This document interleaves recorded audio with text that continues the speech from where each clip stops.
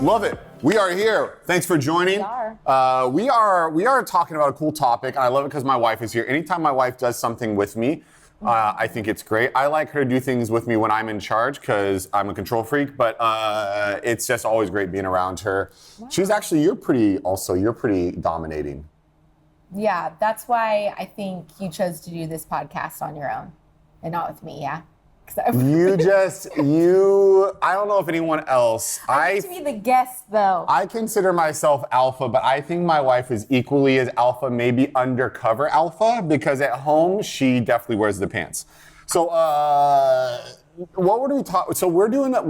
This specific segment, we've been doing a few episodes, and it's going along with this theme of what I wish I knew when I was single. So if you're single, or if you have single friends, this is for you. Because this is the retrospect of like hindsight 2020, what I wish we would have had figured out earlier or what I would give advice to. But really, that's the whole thing. And specifically with this episode, it's about how in reality, purpose is way more important than romance. In reality. Like if we're just going to be super honest, super real, purpose over romance. Are you talking about romance being like just like romantic actions, or are you talking about romance being like attraction? I'm talking about romantic dreams. Gotcha. I'm talking about Lady and the Tramp, Cocker Spaniel, mutt dog slurping a spaghetti until their mouth meets in the middle. Same noodle. I'm talking about Instagram reels of that whole where it's like they're taking you by the hand and it's like I'm taking you up a volcano or on a beach or something like that. I'm talking about like surprise balloons being delivered to work. And I'm not saying those things are bad. I'm just saying that like if you're like putting all your weight and all your hope that you're just gonna find this romantic person or your partner's gonna be this romantic person, that's great. But I would say it's gonna be way more lasting and beneficial in your relationship if you have a solid purpose. Yeah, as an individual. And then as well, because this is the thing, this is what's so crazy. You know what I've seen in the past, Jay? Is I've seen people find their purpose after marriage. Like you don't know who you are. You don't know what you want. You don't even know what your life wants to be about. Then you get married. 5 years into it, you discover that maybe you have a greater sense of purpose, a greater calling, greater ambition to be something bigger than you. And the sad thing is your spouse or your partner doesn't have that. And they're like, whoa, wait a second. Why are you so committed to this? Why are you so about this? And you're like, no, I'm passionate about this. I want to make my life about this. And they're like, yeah, but I don't. Like, this is new. And that's not cool. And that's super hard, actually, in the relationship. You know, and then I've seen people in the position where they either feel like they have to sacrifice their purpose or their calling or their God-given ambition because they don't want to like make their partner feel a certain way or whatever. They don't want to leave them behind, you know what I mean? Or they just continue to do it and then the relationship is sacrificed. Sure. And both of those are not cool. Yeah. It just makes it really hard. So I would say top priority is realizing, man, there's so much greater value in us figuring out what we are created for, what we want to be able to be known for when we die. Yeah. What we want our lives to be about. I think at least a general, like we all know, realistically, we do go through many different seasons in life and change. Yeah. Oftentimes, do you know what I mean? Not so much always like the basis of like our personality, who we are, but things we often develop different wants and stuff like that. So we can't take that completely out. And be like, I for sure for the rest of my life I'm gonna do that. I think that's not what I'm talking about. Yeah, no. I'm talking about paramount principle, one thing alone. I'm not talking about like, oh, I used to like cheeseburgers and now I'm really into steak. Or I used to be into basketball, now I play golf. Yeah. Or I used to not care about quality time and now I really like quiet talks alone on the couch. That's not what I'm talking about. I'm saying you have to decide early what is the one thing that your life is going to be about. Yes. And I think if you keep it at that principle level, then it obviously we say this all the time, and I think we've said this Yeah. in a podcast before. Maybe. But like that single time, like if we could invest in anything, it really would be to really look at who we are. Yes. And to understand and really, and it's hard because most of us, you know what I mean? You're out there, your teens, your early 20s, your however long you take. A lot of times we're not looking at that. We're kind of taking on what other people are wanting us to be or do or all those kind of things. But if we could spend that singleness, some of that time really developing and looking at who we are and what we want to go after and what our main principle, like what we want our life to be about. Yeah, it really will change. And the game later on in life, but also too, I think it allows us to help us see who we would want. Because, there's all those secondary things that your life is about. But those secondary things will become the primary thing if you don't have a primary thing. Like how many people do we know that their life was all about their kids, and then their kids grew up, and their kids were like, I'm living my own life, and the parents are like, no, my life is all about you, and they're like, my life is not all about you. Yeah. I'm living my own life. I'm building my own life. You know what I mean? Yeah. And the parents, the mom and the dad who lived their whole life for their kids, now they're like, crisis, and then they're angry at each other, they're angry at life, they're angry at their kids, you know what I mean?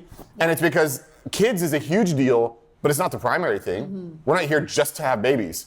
We're not just like we're not farm animals. We're not breeders, you know what I mean? That's not the all-time goal. And I think that sometimes that happens a lot. When you don't have a primary thing that you're about, you will replace what should be the primary thing with all these other things. Making money, finding someone, romance is what we're talking about. Yeah. But I want to ask you a question, Janay. And I want to ask you a question that I don't think you would answer if there wasn't a camera filming, because sometimes when I ask you questions, you're like, I don't know, babe. I'd have to think about that. But I'm going to put you on the spot right now. Okay. 1 to 10, how romantic am I? 1 to 10. Be honest. If it's a 5, I don't even care. I don't even care if you tell people it's a 3.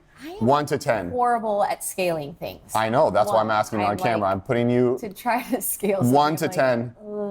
People want to know. People want to know. How romantic? Really? People. How romantic am I in our relationship? Have I been? If you look at the last 17 years of 18 years we've been together. 18 years. How romantic am I? 1 to 10. I mean, you have your moments. Yeah. I think you have 1 to 10. How romantic am I? 1 to 10. Babe, listen to me. 6? A 6 out of 10. Wow. I don't know. That's terrible. But our view of like romance could be a bit different. Second question. When it comes to driven towards greater purpose, 1 to 10. Yeah, I mean, I would say you'd be off the charts for that one. A 10 or higher. Yeah. A 10 or higher. Are there times when you wish that I was more romantic and less driven to a greater purpose? Not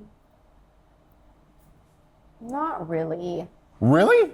That's a lie. I mean, you're not telling the truth. I maybe because I'm not super romantic. That could be. That's true. Do you want me to rate you? No. It's like I have it right now in my head. No, thank you. Okay, fine. But I mean, I already know I'm probably like not the most romantic person. What would you rate yourself? 1 to 10. I mean, probably I could just do a 6 with you. A 6? So you think you're equally as romantic as me? That's probably why it works.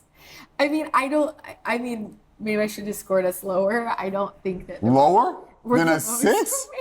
No one is going to want to take marriage counseling from us if you give us lower than a 6. People are going to be like, I don't want to listen to them. I don't know. I might be thinking of romance like different than you. Okay, I'm talking about Lady and the Tramp, noodle kissing romance, balloons in the office, romantic getaways. You know what I mean? Like cards. I write you a card. Yeah. I mean, do we do that? Here's the thing. Candles in the bedroom. No, we don't. Beads, none of that. like decor, velvet. No, none of it. The heart-shaped bed, no. But no, none of it. But the thing is everyone's view of romance is a bit different because some people I am not a Valentine's Day girl. Yeah. I don't like. I'm a Valentine's Day guy. Like overly big things. To me, it just feels like pressure and just like uncomfortable. So I'm more of like the low key, little small romances. Like hiding a jelly bean under your pillow. I love that anywhere we go where there's dancing, you will dance with me all night. Like, to me, that's romantic. That's why I got a 6 and not a 4. So maybe I should move you up if we look at romance on that kind of scale. So for me, I think the best kind of like romance is usually when people are really looking to serve that other person and something that they really love, right? So there have to be times in our relationship where you would be like, I wish Alex was more romantic in little ways. There has to be times. Exactly, because my idea, so earlier on, now this is why I say you've gotten better. Because earlier on, no romantics. You just would not pay attention to what I like at all. Anything. You would just do. I always thought I knew you like a glove. I was like, I know what Janay needs. Yeah, like if you would always, like for holidays, you would buy. Wait, I don't know if I can say that. Say it. Just say it. Just say it. They don't care. Say it. They want to hear the truth. But like, you're always like, buy me lingerie. Oh yeah, I did that every Valentine's Day, Easter, Christmas, birthday, St. Patrick's Day, 4th of July, Thanksgiving, lingerie. There is lingerie gift every. Now, I don't mind lingerie, like sporadically out, but like that was obviously not for me. Yeah, I had dreams and goals earlier on. Yeah, I'm not saying that stuff, but for on an everyday in your mind, I think you were like, well, I just all the time, every night. If I just thought that eventually I would get you one that you would feel comfortable wearing around the house. Yeah. With nothing else. Yeah, well, with our children, we just tell them to cover their eyes.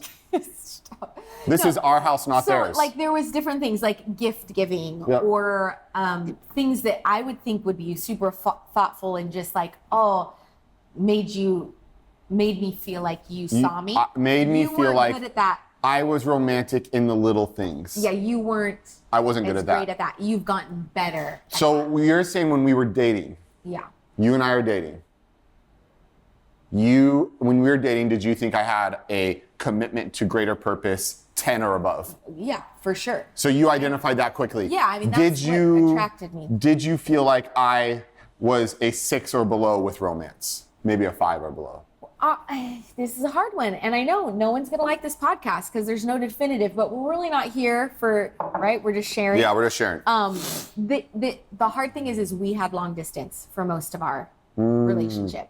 You didn't even know me barely. Yeah. So, you know what I mean? Like I wasn't really basing, I much more was basing it off of your sense of purpose. And I knew that you were going to, felt like, almost like run as hard as me. And so because you knew what you were created for. Yeah.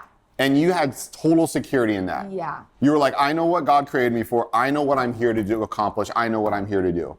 Yeah. It was never to just be a wife or just be a mom or just, bake cookies, even though if you baked cookies for me, I would probably, my romance would go up to a 9 because I'd be so grateful. But those were all secondary compared to a greater vision for your life. Yeah. Is that true? Because you could have never had kids and still be okay. Yeah. I mean, I don't want it to sound like, again. We love our kids. No. Look at the camera. We love our children. What are you talking about? I love my kids. No, I'm saying, like, I don't want it, because that makes it sound like, wow, I had it all figured out. I wouldn't say I had it all figured out, but I definitely had a trajectory. And I felt it deeply. Yeah. And I didn't really care so much about all the little things. Yeah, the extra stuff. So for me, when I met you, that was a really big thing. And then we were long distance most of the time, so I really wasn't looking for all of this. So for us, I would say in general for us, it's been like we knew what we wanted from life early on. We knew kind of what our greater calling was, and we had a conviction for that early on. And we have built maybe the romance part together. Would you agree with that? I think that's I feel like that's a great. And we've gotten little by little, better by better. Yeah. I've probably gone from like a 4 to an 8. You've probably gone from like a 2 to a 3 and 0.7. I'm just joking. You're really high. But we've gotten better together, and I think that's what matters. Yeah, I think we have. I think that's good because there should be that as well. but I guess we just didn't get so hung up on that part. And I think that's why, even though we are so different and we've gone through really challenging seasons and times, and even just meshing our lives together, I think that's really what has kept us. Well, because you know what for me, babe, is like so hot about you is you have always been able to stand alone. Now, my ego loves it when you're like, I need you. I am like, come to me, my child. You know what I mean? I'm like, yes, let me open my arms and embrace your frailty. My ego loves that, but like my heart, I would say, is so attracted to you and how you stand with such confidence, interdependent with me. So there's definitely a dependent that we have on each other, but you have an interdependence. You are not dependent upon me for your purpose. You have an interdependence with me. So you already have a very strong desire and a conviction for what you do. And the fact that I know at anything, it's like with preaching, because obviously if you don't know this, we're both pastors. And it's like, I know if I ask you to preach, you're going to be like, I got this because I have my own conviction with Jesus. You know, I know if you're leading something, I am like, no, she has her conviction. She knows what God has gifted her with and called her to, and you can stand tall on that confidence, right? And I think that that's, for me, one of the most attractive things about you. And everybody knows, if you've ever learned my Instagram, I also think you have body karate. But I would say that, like, the thing that is irreplaceable for me is the fact that you are so gifted and convicted of who you are and what God has called you to do, right? And I love that. Wow, thank you. Well, I wouldn't trade that for anything. Yeah. I wouldn't trade that because I dated so many girls before we were married that had zero purpose, zero conviction, and it's kind of that feeling of like they're just waiting around for something to happen. Yeah. And they were super good looking or, whatever, sweet in this way, but the attraction always dwindled. It always weaned. It always just went down, and eventually I was just like, it's not that great. You know what I mean? And for you, that's something that over the last 18 years, I've been continuing just being so impressed that you do that. And I think that also affects the way you raise our kids, your greater sense of purpose, and the fact that you believe our kids also have a great purpose versus like, I don't know, us, Lynn, just turning our household upside down and our kids are like the Lord of our life and our kids are in charge because everything is about them versus you're like, no, you want to bring the kids along the journey and we're going to do it together as a family. Yeah. That to me is just smoking hot. Wow. Thanks, babe. I feel the same. I do feel the same. And I feel like there's a lot of, I guess on here, we're not trying to say this is what has to be your purpose. No, we're just talking about our life. But I do think we get to sit down with a lot of couples and there can be a lot of challenges when people haven't really thought about that beforehand, but decided whether it was because they were just so attractive, the other person, or because, maybe the romance was there in that way. Yeah, that like season. Great sex or great this or that. Yeah, whatever that looks like for people.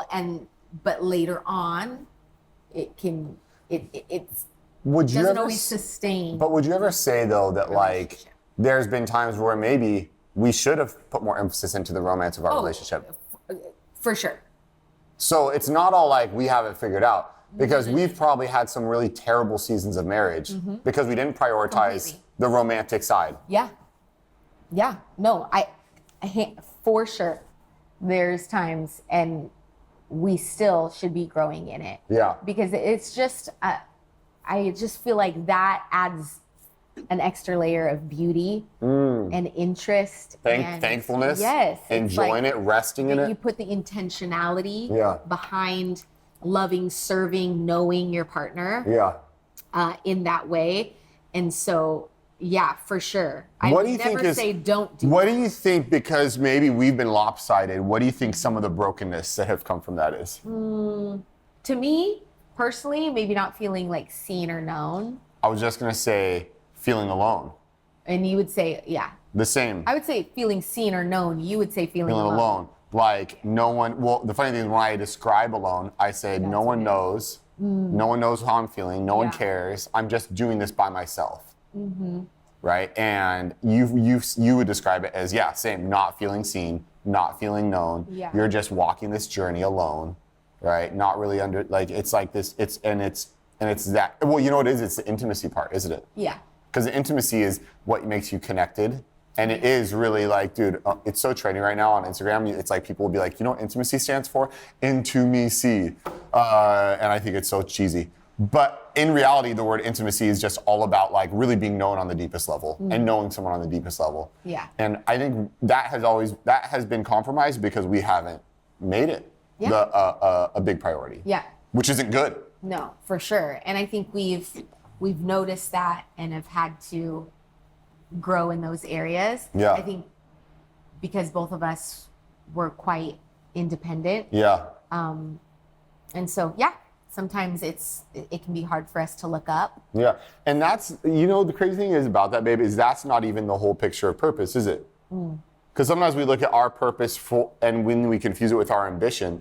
But really, when you're getting a purpose from God and a calling from God, then it should be totally inclusive of deep intimacy with your spouse. It should be inclusive of deep care in the relationships that are close to you. But it's not just running hard and going after the gold. Yeah. It's running hard while you're managing. Like, don't outrun your relationships. Yeah. Don't outrun your marriage. Don't outrun your kids. Yeah. I think that's probably what I think I've learned and still learning. Then maybe some people, maybe they saw that more naturally. But for me, I'm still learning that, and I've learned that. Yeah. And it's hard, but I think that that's really what we should look for. It's not like a versus thing. It's not like romance or purpose. It's like if you really understand God's purpose, then you should be able to be thriving in your romantic relationship. Or there's something missing. There's something you're not seeing. There's something, not quite whole about it. I think that's how it is with a lot of different things. Do you like this mug, this Christmas mug? Interesting choice. Maybe we'll play this that we're in podcast. April, but Maybe we'll play this podcast next Christmas. yeah, that could be. And then it would all make sense. Although it's such a small pattern, I don't know if they can see. But it is a Christmas up, little Christmas ornaments. But yeah, I think that's a lot of things in life. It's like both and. And so oftentimes we can be lopsided. Yeah. And and if we look at what we're talking about now in relationships, Yeah. it's like we tend to go to one or the other. Yeah. But, yeah. Yeah, that's so good. What do you think? So let's talk about this. Like what if a single person is listening to this and they're just like, I don't know how to find my purpose? How did you find it? Through severe brokenness in your family? Yeah, I think so. I think just really being so, reliant, like, on God at such a young age, just really to survive and to go day to day. I think then, I guess that closeness I felt with him, maybe it was easier for him to get through. So it's almost like you learned early that God's best or plan was way better than a best or plan that you could come up with on your own. Yeah, for sure. And I think I saw that, I just, from a young age, kept seeing it over and over. Like if I kind of surrendered and kind of asked him and allowed him to lead me, I saw like the most amazing things and got to be a part of. Like it was a way better outcome than what could have been. Well, I mean, I guess I'll never know what would have been. But when I looked at what was going on around me. Yeah. Now you ask me that question. So what about you? What advice? I would say it's not, like I wouldn't speak to single people. I would speak to married people who have spent their relationship making things about each other or themselves and thinking that they could get things so good in their relationship that it was finally just going to be like grand prize. You know what I mean? I would say start doing something together. Just start anything.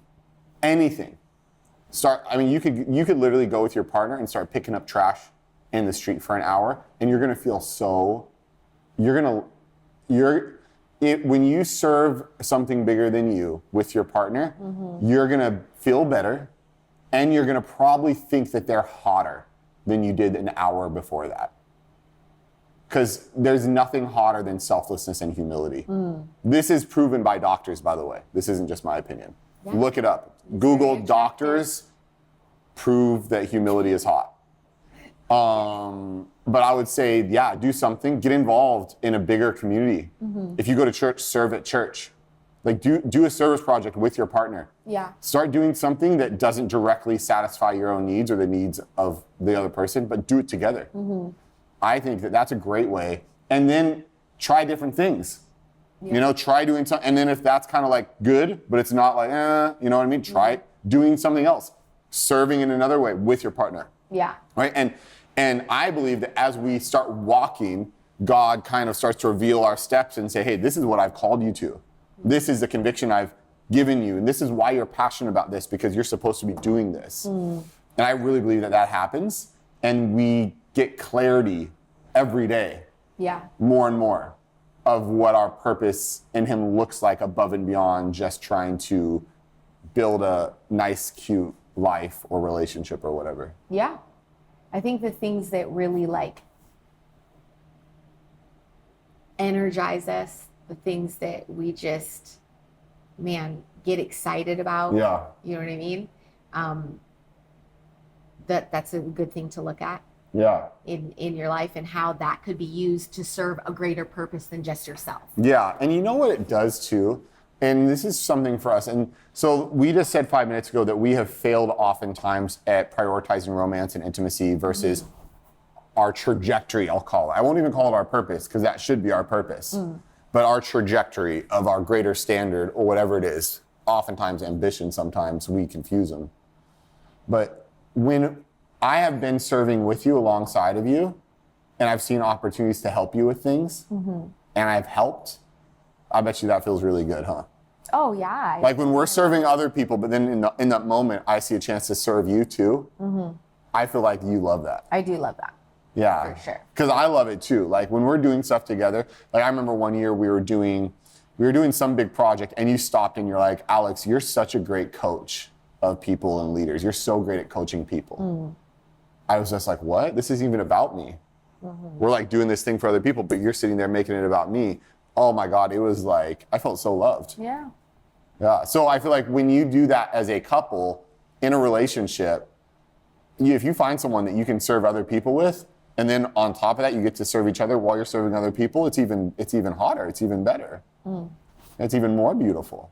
Yeah. Yeah. I definitely think, again, they are intertwined and go hand in hand, but it is both are really important, but without that greater purpose, and kind of, it can just be hard. It can be hard, and it can get stagnant. It can get really stagnant, where I've seen people get depression, anxiety, all this other stuff. Even as individuals, even if it wasn't about the relationship too. Yeah. You know? All right. Hey, thank you guys so much. You're awesome. Love you. Hope you enjoy. If you like this, share it with your friends. If you don't like it, you don't have to say anything. See you next time.